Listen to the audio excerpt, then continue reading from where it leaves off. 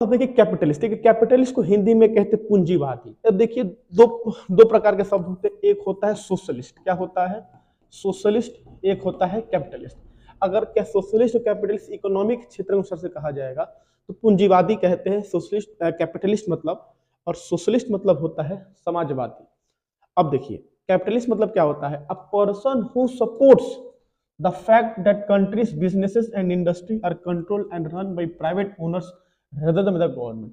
ऐसे व्यक्ति जो ये सोचते हो कि एक देश की जो सारी कंपनियां हैं, एक देश की अर्थव्यवस्था यानी एक देश की इकोनॉमी सरकार के हाथों में ना होकर प्राइवेट लोगों के हाथों में ना चाहिए, कंपनी के ओनर्स पे होनी चाहिए, तो ऐसे लोगों को कैपिटलिस्ट कहते हैं। और इसके ठीक उल्टा जो ये सोचते हो कि एक देश की अर्थव्यवस्था या देश के सारे बिजनेसेस सरकार के हाथों में होने चाहिए, तो उसको कहते हैं सोशलिस्ट। क्या कहते हैं, सोशलिस्ट कहते हैं। अब सिंपल सा एग्जांपल आप देखिए कि आपको ऐसे देश मिलेंगे जहां पे कोई प्राइवेट कंपनी ही नहीं है, वहां पे हर एक चीज किसके हाथों में, सरकारी कंपनीज के हाथों में है, तो वहां की जो इकोनॉमी है वो क्या, सोशलिस्ट है।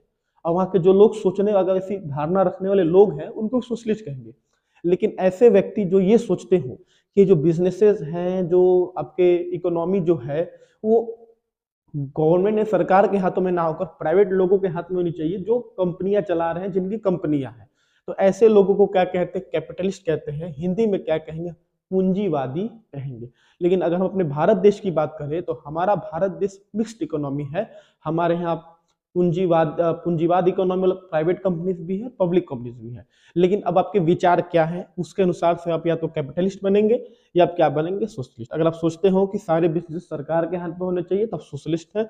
अगर आप ये सोचते हो कि आप ये सोचते हो कि सिर्फ और सिर्फ लोगों के हाथ में होना चाहिए तब कैपिटलिस्ट है। आप दोनों सोचते हैं तब क्या, मिक्स्ड है, आप घुरा हुआ है। चलिए।